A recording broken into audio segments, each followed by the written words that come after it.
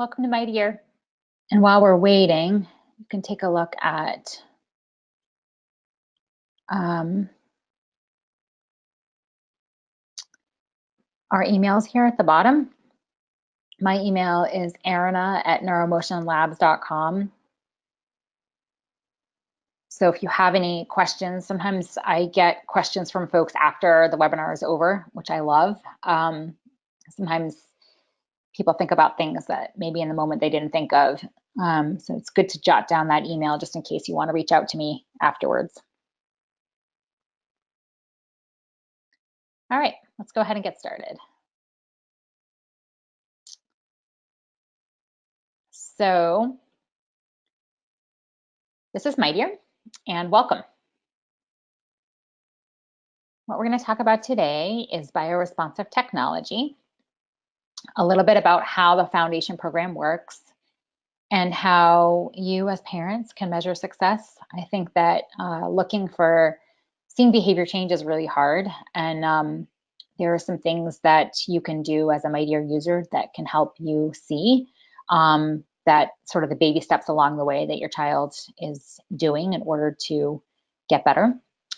And then your role as a parent, and then what we do at My Dear to sort of help support you along the way. So what is bioresponsive technology? This is one of my more favorite topics. And for those of you who are tuned in, I just ask you to think for a second, what do you think that bioresponsive technology is? Just take a second. I think a lot of people have some conceptions about it beforehand. So I think a lot of people think that bioresponsive technology is biofeedback. And it is. It's very similar to biofeedback. A child will wear a heart rate monitor and they will play and watch their heart rate on the screen, which is really very similar to biofeedback. The difference between biofeedback and bioresponsive technology is that in biofeedback, you predominantly see your heart rate and maybe you manipulate it, but it doesn't interact back with you. So in bioresponsive technology, what's happening is your child is playing a video game and their heart rate is actually changing the game. And so in order for them to have success in the game, they have to change their heart rate back to a more subdued, calmer place in order to have success. And so it's a very interactive process. And the reason why we feel that bioresponsive technology is so important is it's a little like learning to ride a bike or learning to play a musical instrument or learning how to play a sport. If you can think back to when your child learned how to ride a bike, or even you for that matter, or maybe your kid doesn't know how to ride a bike yet. But could you ever imagine saying, okay, here's the bike, here's a room, and here's a manual, go for it. Why don't you learn how to play that game, why don't you learn how to ride that bike in the few minutes in this room? And you would never do that. And yet, for some reason, as a society, we do that with kids all the time when it comes to emotional regulation. We say, calm down, be quiet, stop yelling, and we just say it, but we don't give them a place to practice or to have some moments to get better, to feel better about it. And so I think that what My Dear does is it offers this particular place where kids get to experience and feel what their heart rate feels like when it's high, what their heart rate feels like when it's low, what they need to do when it gets high, what it feels like when they're escalated. And the stakes are so low because it's just a game. So they're not going to get in trouble. They're not going to have to go to timeout. They're not going to hurt somebody. They just get to play and practice on their own in this very particular space. And what happens while they practice is they build muscle memory, very similar to riding a bike. You have to kind of lean this way, lean that way, head over you put your foot on the brakes and you probably fall down. You probably fall over the handlebars. And that's really okay because we as a society have accepted that it's okay to learn that way. And so what bioresponsive technology does is it allows kids to have that same sort of muscle memory learning experience about emotional regulation. And so how does it work? Take a look here. This is the gauge. And this is the warm-up screen, which you will see in the city behind some of the trees. And so we call this the gizmo. affectionately. And this is your child's heart rate. So there's a low part, which is kind of their perfect threshold. And then when they get out of that threshold, they enter into this darker blue part. And then they either run into the red or the red comes back and gets them. And they don't have as much success in the game. The games get harder when they're in that red part. So in order for them to be successful, they have to stay and remain as much as they can in this small blue part. And what's happening in this warm-up section is it's asking them, it's giving them a chance to practice. What does it feel like to raise your heart rate up into the red? How do you do that? And then how do you bring it back down to get into the blue? And what it is that every single time your child plays, there's an algorithm built into the game. And so it has, it decides this very sort of perfect sweet spot, which we call the light blue for your child. And then as they get nervous or excited or mad at the game, then they will slowly rise out of their perfect sort of threshold. And that's when the games get more difficult. Here's another way of looking at it. So here's Hibachi Hero, one of my favorite games. And you can see here, the child is in the light blue and they're playing along just fine. And they're swiping at the fruit. And now they are slowly getting above the light blue into the darker blue. And as that happens, you can see there's some smoke rising from the bottom of the screen. And that's the inhibitor. Each game has an inhibitor, which occurs when the child's heart rate gets high. So they're slowly entering the red. And now you're going to see this pulsing. And the inhibitor, which is the smoke, has fully covered the screen, making it really hard for the child to play. At this moment, they can press that. You saw the gizmo in the bottom part of the screen right here. They press the gizmo and they get an opportunity to pause. So the game stops. They don't lose any points. And they have this moment to practice deep breathing and bringing their heart rate back down. And once they do, the gizmo releases. The inhibitor goes away. So the red smoke leaves. And the child can resume playing without losing any acorns, without losing any game points. And so what's happened here, as you can see, is that this is a place for them to practice that bioresponsive technology piece. They get to feel what it feels like when their heart rate is high. They have the option, if they choose, to do what this child did, which is to press the gizmo and take a deep breath, or they can try to continue to play through it, play through the smoke, which is hard, but also kind of real life. I mean, sometimes you have to play through the smoke. And so this is basically what happens in every game. Every game has its own inhibitor. Some are easier to find than others, and your coach can help you sort of tell you which ones. And each child starts with their own sort of personalized gizmo. And as they go from the light blue into the dark blue, the game will get more difficult. And so what are the plan for the next 12 weeks? So for the first 4 weeks, and this is actually kind of hard to do as a parent, we ask that you just let them play. So it can be exciting and it can be tempting to want to help your child translate some of these things that they're learning in the game outside of the game. I know as a parent, I want to do that. You might want to say, hey, why don't you take a deep breath out of the game, like just like you did in Hibachi Hero, you're having a tantrum, why don't you go ahead and do that? But what we ask parents is to not do that, to try to really allow them 4 weeks of just enjoying the game, learning how to play the game, learning what their heart rate feels like, learning how to bring it back down. Because if you think about it, those are actually really pretty sophisticated skills. There are many adults that don't know what their heart rate feels like. There are many adults that don't know how to bring their heart rate down when they're in the red. And, just learning the games themselves is a hard task. So for those 4 weeks, they're learning and they're actually establishing new brain pathways. So that's that muscle memory that we were talking about before, so that this idea of taking a deep breath becomes more automatic. And I'll talk to you a little bit more about what our research is showing about this on the next slide. And then for the next 4 weeks, what they're doing is they're developing more awareness about what their body feels like. and more skills. So they're learning more skills. They're learning how to use deep breathing in a way that feels better for them. They're not hyperventilating any longer. They're taking deep breaths. Some kids stop using deep breathing. They figure out a different way to bring their heart rate down. But they're taking on this idea and this concept, and they're using it on their own, making it theirs. And then in the last 4 weeks, in the 8 to 12 weeks, they're taking on more challenges. So what do I mean by that? The games are getting harder, they're choosing harder games, and we on the back end have actually started to tweak the game so that their setting gets more difficult and it's harder for the kids to play.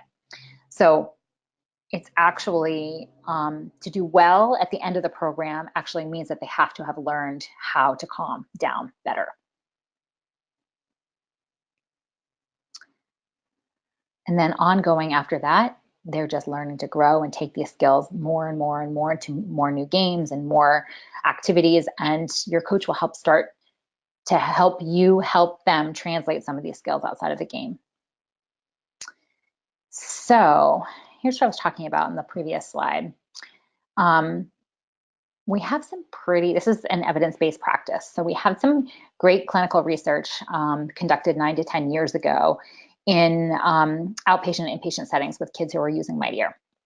And essentially what we saw was a 62% reduction in outbursts, a 40% reduction in oppositional behaviors, and a 19% reduction in parent stress with kids who use this technique.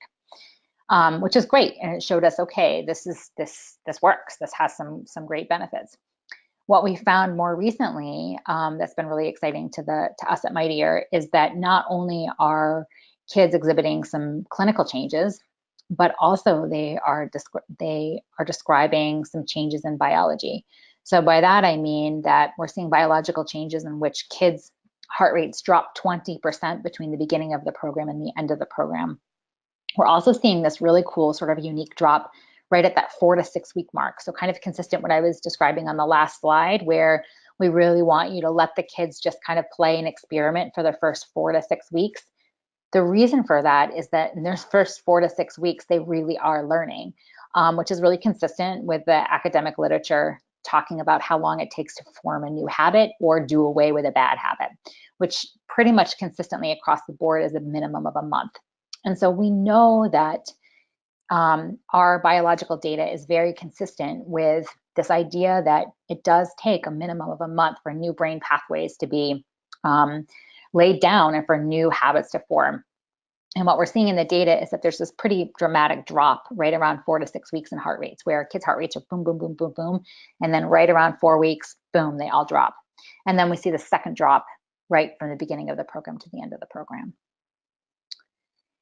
So the top 3 things you can do as a parent, and I think that this is useful for parents. I think it's good for you to know that there are things that you can do to maximize the benefits of the program. The first most important thing is just getting them to play. If you do nothing else as a parent, getting them to be in the program for 45 minutes a week is your only job. We know that them playing the 45 minutes a week is where you see those clinical signs that I showed you on the last slide. The second big thing that you can do as a parent is celebrate mighty moments. And so what do we mean by mighty moments? Mighty moments are those times that your child is actually exhibiting some sort of emotional control, some sort of growth, some sort of awareness or change based on Mightier. So in the beginning, it's going to be something like, wow, they see their heart rate and they're able to bring it up and they're able to bring it down, which is amazing. The second might be you see them actually take a deep breath to bring their heart rate down, which is also amazing. I tell parents that sometimes I can have a child in private practice for 2 years and never see them take a deep breath to bring their heart rate down. So if they're doing that in the games within the first week or 2 of play, that's really great. Another mighty moment might be that you see them do it automatically in the game without the game prompting them. You might see them notice the gizmo on the side and bring their heart rate down without them needing the dragon to tell them. Then you might see them pause outside of the game. You might see them take a deep breath out of the game. You might see them talk about the benefits of the game outside of the game. And there's all these things that might begin to happen at 6, 7, 8, 9 weeks where you start to really see them translate some of the in-game skills outside of the game. And coaches can be really good at helping you see these changes and also really good at helping you foster them once they get past that 6-week mark. And then the final thing that you can do as a parent is use Mightier and the games to help you open up communication with your child. So what would this look like? I think, again, this is a really, as a coach, this is one of my most favorite things to do is help families create like a family culture around heart rate control, a family culture around talking about Mightier. You set up different player accounts, different parents play, kids get to show their parents how to play. You get to practice taking deep breaths. You get to talk about, hey, that dog over there who's laying down snoring, I bet he has a really low heart rate. I bet he's in the blue. And these are the fun things that families get to do together with kind of Mightier and the Mightier coaches that talk about, that make emotional regulation and self-regulation something fun and a game instead of something that's bad. Your dashboard. So this is a unique and kind of fun component of Mightier. I'm hoping that many of you have already seen it. Essentially, you get to set up a call. You get to come to a webinar like you are right now. Join the Facebook parent community. Complete profiles or tweak profiles based off of your kid. We curate articles and tips and post them on your dashboard on a regular basis. And then we also show things like playtime and amount of acorns, what kinds of games they like. I think what parents really appreciate is the data behind it. So you get to look at their playtime by week. You get to take a look at the games, which games they've earned, which ones they're playing the most. And then this graph is one that many parents really appreciate. And this is called the heart rate control graph. And this shows how many times your child has risen from that blue. So remember the little light blue part of the gizmo, how many times your child has gone outside of that blue part per session, or not per session, per hour, per week. So if you see here, this individual has been playing for a very long time, and they've gone out anywhere between, on average, 80 to 100 times per hour. So that's, 1 to 2 times, almost 2 times a minute. And that's a good amount of practice. What we like to see in the beginning of the kids playing is that they come out of the light blue anywhere between 80 and 110 times per hour, which again is anywhere between 1.5, 2 times per minute. And what we find is that's kind of the sweet spot. It's the average for most players, and it's also the sweet spot where they're getting practice. They're getting the just right amount of practice. They're getting practice, but they're not getting into the red so much that it's not fun and they're getting frustrated. So that's a graph that a lot of parents find useful, especially parents find it useful over time. So you get a chance to sort of see what their baseline looks like and then how it changes over the course of the year. The other graph that parents really find useful is this cool down graph. And this is how long it takes to come back down. So once the child has risen out of the blue, how many seconds it takes them to come back down to the blue. And this is another graph that parents find really useful. We find that on average, when kids first start, they are anywhere between mid-teens and mid-20s in terms of coming back down seconds. So if your child is anywhere between 15 and 25 seconds to come back down, they're right within the right average. Too much, and they may again be getting too frustrated. And where both of these graphs come in handy for parents is, well, this is what parents tell me, is that when they look back after several months of use, you get to see first sort of what your child's baseline is, and then you get to see where the peaks and valleys are. So you may see that right around when they start back at school, all of a sudden their cool down time is longer and their time out of blue is more often. Or you might see they try a new game and all of a sudden they feel more challenged and frustrated and their cool down time is longer. Or you might see that there's a period of time where they're doing really well, and maybe that mirrors what's happening for them in school or real life as well. And then another thing that Mightier does that I think a lot of parents appreciate is this parent community.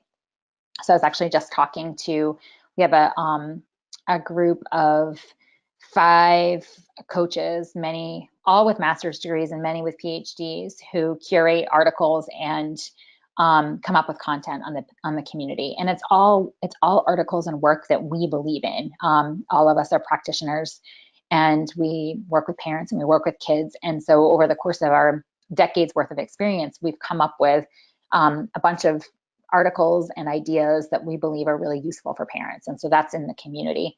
And in addition, we find that a lot of parents like supporting each other. Something happens with a game, or just in general, if something's going on with your child and you want to talk about it, this is a safe place to get some advice and some support. And then finally, I'd like to talk a little bit about the coaching calls in the webinar. I think that sometimes the coaching calls can be a little bit of a mystery for families. And so you are allowed, or the foundation plan for coaching calls. And the focus of the calls is, first, in the beginning, we just get you started. We make sure that your child is able to play, that they like playing, that they feel comfortable with playing, and that there's some sort of a routine so that you get the 45 minutes in. And then the coaches will talk about mighty moments, they'll talk about celebrating success. And then right around that 6 to 8 week mark, coaches really help translate some of the in-game skills outside of the game into the real world. And that's where I think coaching can be really valuable for families. And then just so you know, it's completely flexible. You schedule it when it works for you. We call you 30 minutes. If you need to reschedule, totally fine. And there we go. Questions. I'd like to open up this for questions. And again, here is my email. And my colleague Suzanne is often on these with me. She loves also fielding calls and questions. And then support. Daphne at support is really great in terms of helping out. So please feel free to jot these down and let me know if you have any questions afterwards. I find that this can be a really useful part of the webinar, just having this so that you know who to reach if you need to.